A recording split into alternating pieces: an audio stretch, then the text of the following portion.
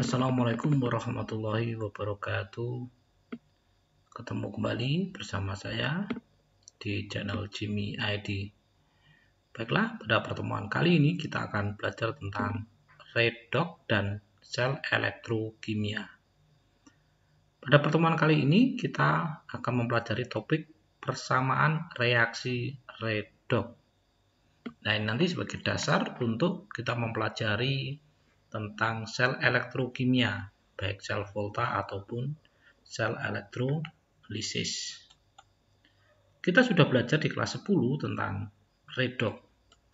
Nah, sekarang kita refresh kembali, kita ulang lagi ingatan kita tentang reaksi redox. Nah, reaksi redox itu dulu di kelas 10 kita kenal dengan istilah reaksi reduksi dan oksidasi, yang kita singkat dengan reaksi redox. Nah, yang dalam definisinya, reaksi redox itu didefinisikan sebagai reaksi kimia yang menyebabkan adanya perubahan bilangan oksidasi pada suatu unsur maupun molekul. Jadi, reaksi ini menyebabkan adanya perubahan bilangan oksidasi. Nah, sebagai ilustrasinya semacam ini, misalnya molekul A direaksikan dengan molekul B menghasilkan A dengan tanda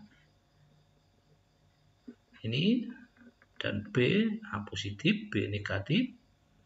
Nah, di mana A ini kehilangan elektron, yang artinya dia mengalami oksidasi atau adanya peningkatan bilangan oksidasi dari 0 menjadi plus, dan B dari 0 ini menerima elektron atau mengalami reduksi atau penurunan bilangan oksidasi.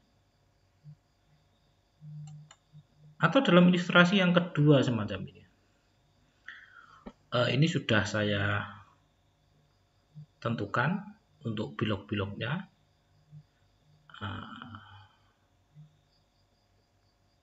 Ini ada CuSO4 direaksikan dengan 4 Ki menghasilkan 2 CuI plus I2 dan 2 Ki2SO4. Nah, kita hitung O-nya min 2, S-nya plus 6, Cu-nya plus 2. Ini kalau kita hitung, ini O-nya kan min 8. Min 8 ketemunya O-nya 6, Cu-nya berarti plus 2. Muatan totalnya 0. Ki, I-nya itu min 1, K-nya plus 1. 2 CuI, I-nya min 1, Cu-nya plus 1. I2, molekul bebas 0. 2 K2SO4 min 2 kali 4 min 8, ini plus 6, ini 2, sisanya berarti plus 2, K-nya sendiri 1, berarti plus 1. Nanti kalau anak-anak masih bingung, nanti akan kita ulas lagi, saya jelaskan lagi nanti di berikutnya setelah ini. Nah, langsung saja, Cu di sini mengalami perubahan dari Cu2 plus menjadi Cu plus 1. Artinya di sini muatannya mengalami penurunan dari plus 2 menjadi plus 1. Ini yang dinamakan reduksi. Sedangkan Ki atau I dari min 1 menjadi 0, mengalami kenaikan, dinamakan oksidasi. Oke. Selanjutnya, dulu kita mengenal ada istilah oksidator dan mengenal reduktor. Nah, oksidator itu adalah zat yang mengalami reduksi. Jadi ini reaksi yang mengalami reduksi, ini namanya oksidator. Sedangkan reduktor ini adalah reaksi yang mengalami oksidasi. Oke, sudah jelas? Nah, kalau belum jelas, ini yang lebih detail lagi tentang reaksi redox. Ini ada sebuah reaksi total dari Cu2 plus menjadi bereaksi dengan Zn menjadi Cu dan Zn2 plus.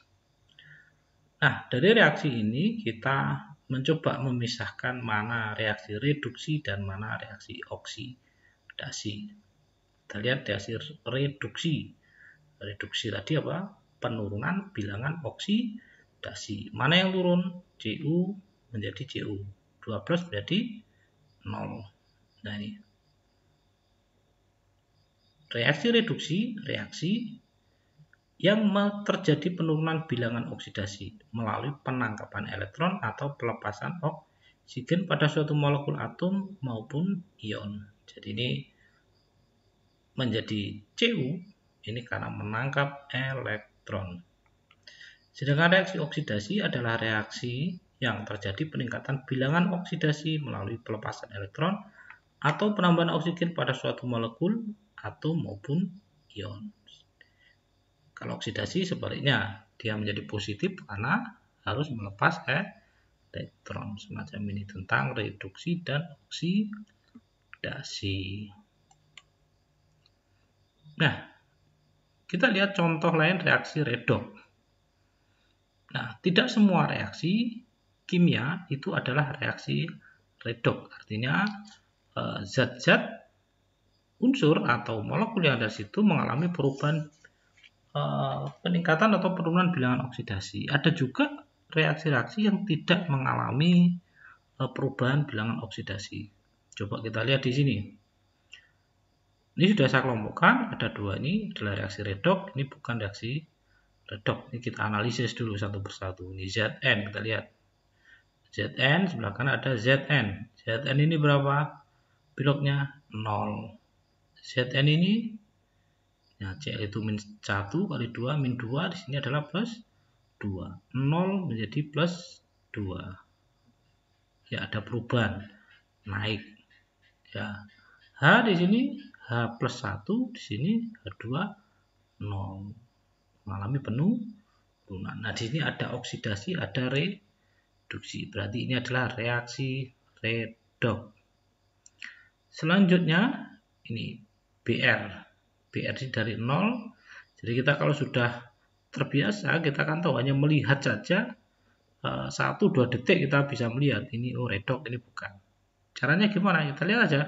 Ini Br, unsur senyawa bebas 0. Lihat sini Br bergandengan, K plus 1 Br ini mesti min 1, jadi ada perubahan. Kita simpulkan, kita lihat satu aja, berarti ini secara keseluruhan. Otomatis ini adalah reaksi redox. Reaksi yang di situ ada peningkatan dan pengurangan bilangan oksidasi. Bukan pengurangan, penurunan. Sebenarnya reaksi bukan redox. Kita lihat saja ini MgCl2, Mg golongan 2A kalau bergandengan dia plus 2, ini MgSO4 ini juga plus 2, tidak ada perubahan. Na juga sama, Na plus 1, Na2 ini kan plus 2, kalau Na saja plus 1, ini Na juga plus 1, tidak ada perubahan. Ini bisa dikatakan kalau ini bukan reaksi redox. Nah, ini untuk mengingat, untuk mempermudah dan merefresh kembali ingatan kita di kelas 10, bagaimana menentukan bilangan oksidasi. Terdapat 8 aturan yang harus kita ketahui untuk menentukan bilangan oksidasi. Nah, ini kita analisis satu persatu. Bilangan oksidasi unsur bebas adalah 0. Bilangan oksidasi unsur bebas adalah 0. Kita lihat ini. Unsur bebas, apa itu unsur bebas? Adalah unsur yang tidak bergabung atau berikatan secara kimia dengan unsur lain. Unsur bebas terbagi menjadi dua. Unsur bebas berbentuk atom, seperti C, Ca, Cu, Na. Jadi kalau tidak punya gandengan, jadi dalam tabel periodik itu, unsur-unsurnya kalau tidak bergandengan, berarti biloknya adalah 0. Dan unsur bebas berbentuk molekul, untuk H2, O2, Cl2, P4, S8. Nah, ini bilangan oksidasinya adalah 0. Ini yang harus diingat-ingat. Yang kedua, bilangan oksidasi ion monoatomik satu atom dan poliatomik lebih dari satu atom sesuai dengan jenis muatan ionnya. Jadi muatannya tergantung pada biloknya, tergantung pada muatannya. Jadi kalau Na plus ya berarti muatannya plus 1. Jadi ini plus 1, ini plus 2. Ini beloknya plus 3. Begitu juga dengan ion poliatomik. Plus 1, min 2, min 3. Nah, ini kita juga harus hafal. Dulu di kelas 10 waktu tata nama senyawa poliatomik. Nah, kalian kan juga diminta untuk menghafalkan ion poliatomik itu apa saja, muatannya berapa, kan juga diminta menghafalkan.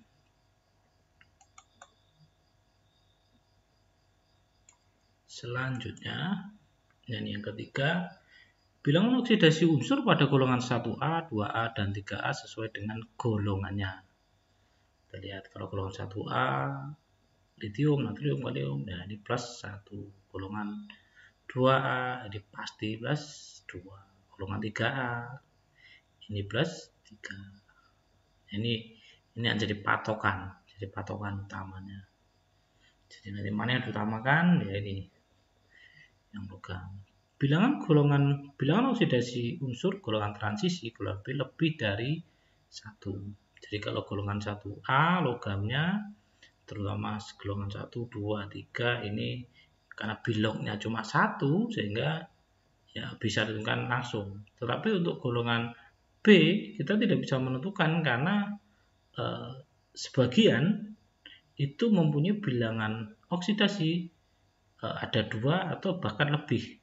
Misalnya Cu bilognya plus 1 dan plus 2, Au plus 1 dan plus 3, Sn plus 3 dan plus 4. Nomor 5, jumlah bilangan oksidasi unsur-unsur yang membentuk ion, jumlah muatannya Na+, Na4 plus sama dengan plus 1.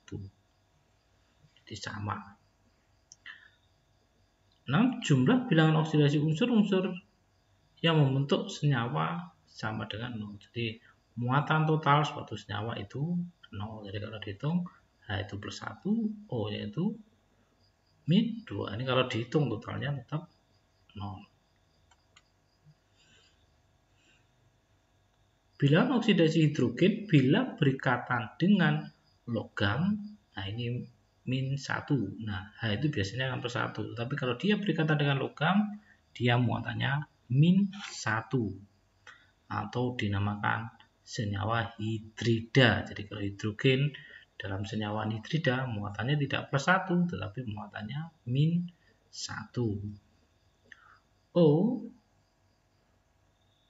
dalam senyawa peroksida itu min 1, bilangan oksida O pada senyawa non peroksida itu min 2. Dan ada juga superoksida. Superoksida itu min setengah. Oke, ini satu lagi. Satu jenis reaksi yang perlu kalian pahami. Jadi kalau tadi ada senyawa redok, ada reaksi redok, ada reaksi yang bukan redok. Ini ada reaksi autoredok. Apa itu reaksi autoredok?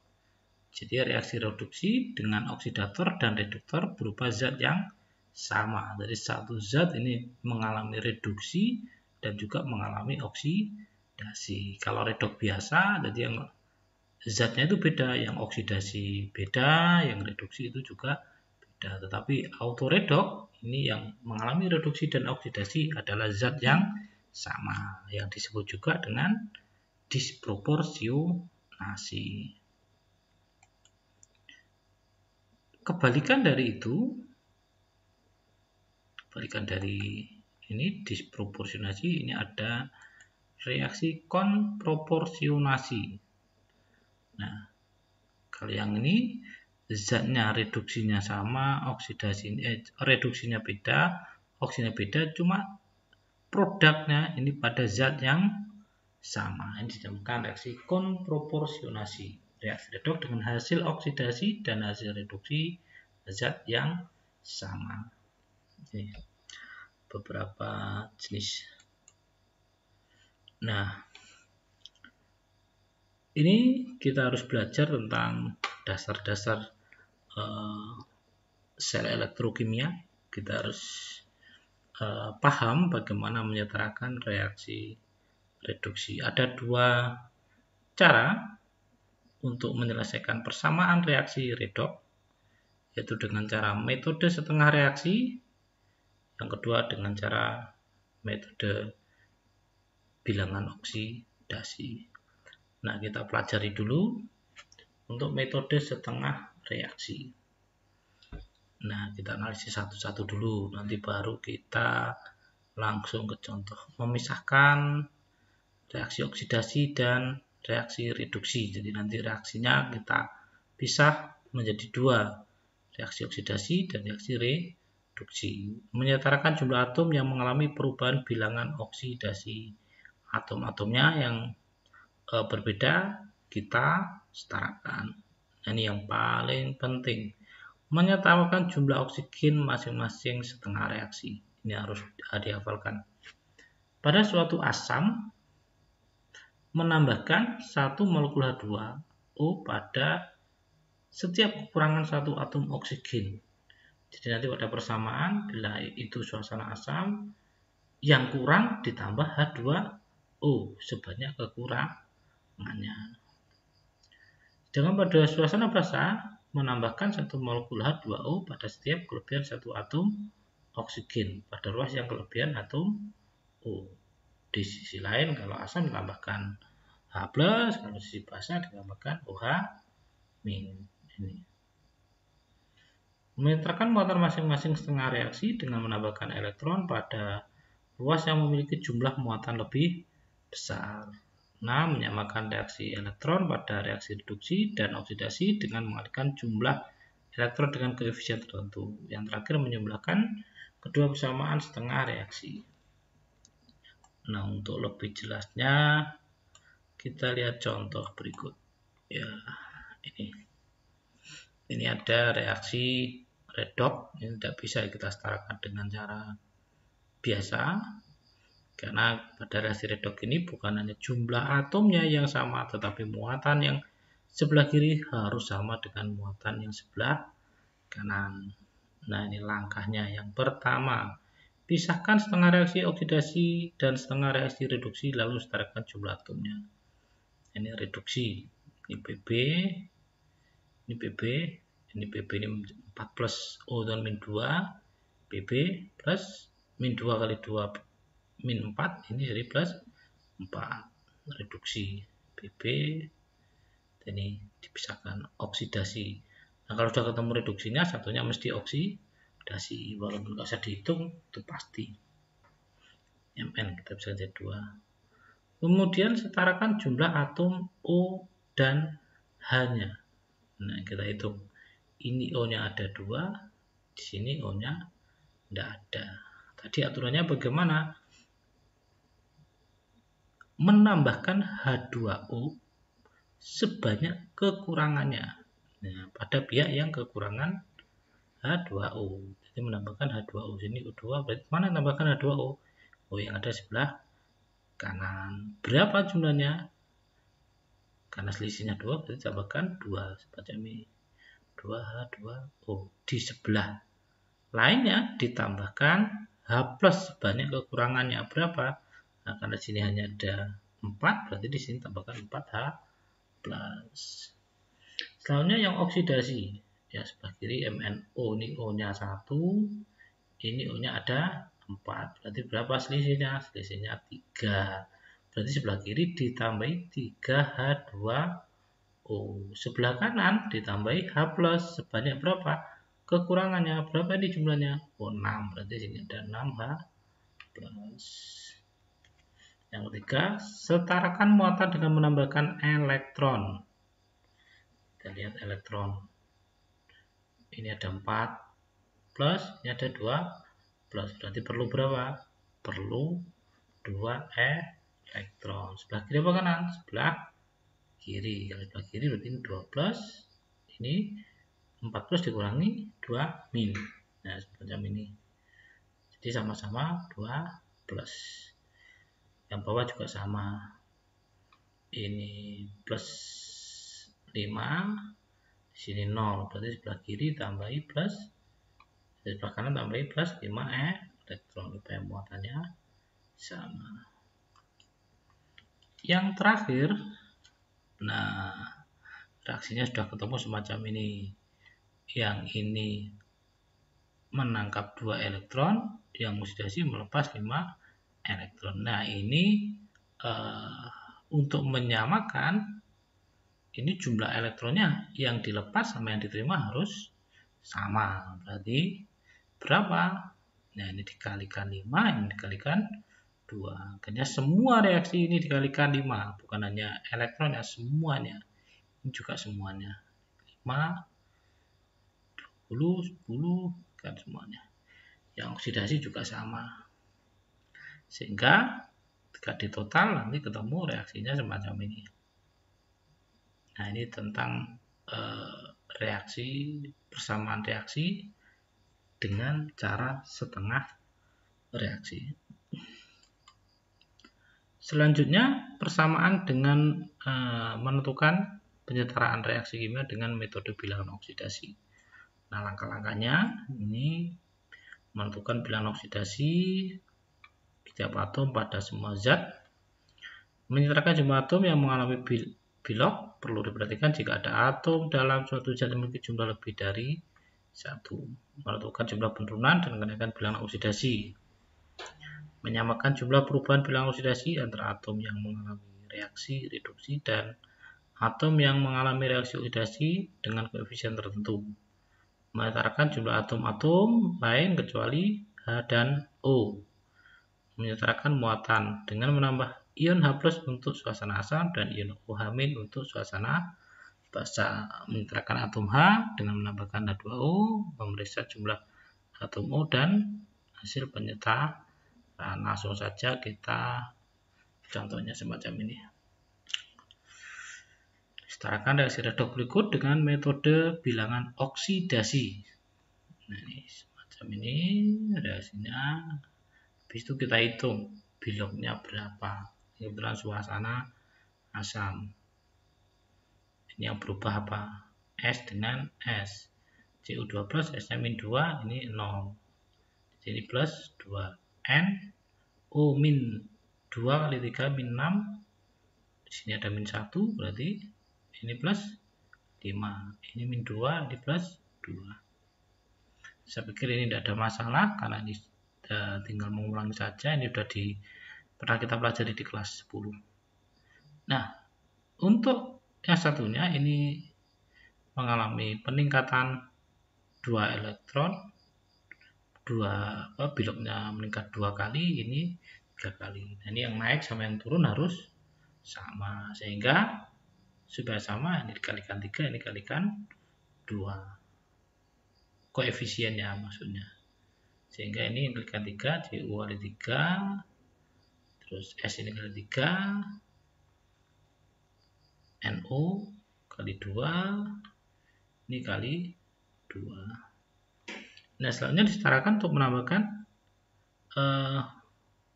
H+ dan H2O. Nah, ini 3S ini kita tambahkan karena di sini S-nya ada 3. Ini juga kita kasih 3. Ini belum selesai. Kenapa? Karena muatannya juga belum sama. Kita lihat di sini yang di atas. Ini min 2, ini plus 6. Nah, kelihatannya kalau jumlah atomnya sudah sama, tetapi muatannya belum sama. Jadi disetarakan dengan apa? H+ dan H2O. Masih ingat dalam suasana asam yang kekurangan O ditambahkan H2O sebanyak kekurangannya. Kita lihat O-nya di sini ada berapa? 6, di sini ada 4. Ini 6, 2 kali 3 6, di sini ada 2. Berarti selisihnya berapa? Selisihnya ada 4. Berarti sebelah kanan dikasih H2O sebanyak 4. H2O. Sebelah kanan ditambahkan H+ sebanyak kekurangannya. Nah, ini 4 H2O, H-nya ada berapa? Ada 8. Berarti sini dikasih 8 H+. Oke, seperti itu. Anak-anak untuk dengan cara bilok. Nah, kalian bisa memilih untuk menentukan reaksi dengan cara setengah reaksi atau dengan cara bilok. Tinggal kalian pilih yang mana, lebih mudah yang mana. Nah, agar lebih mantap, kalian bisa mencoba ini. Nanti hasilnya bisa kalian tuliskan di kolom komentar. Nanti akan saya lihat, kita diskusikan dan kita bahas. Jadi MnO4 min plus C2O4 2 min menjadi MnO2 plus CO3. Setarakan persamaan reaksi redoks dalam larutan suasana basah di atas dengan menggunakan metode perubahan Vlog dan setengah reaksi. Ini dalam suasana basah. Larutan suasana basah itu sebaliknya. Yang kelebihan ditambahkan H2O.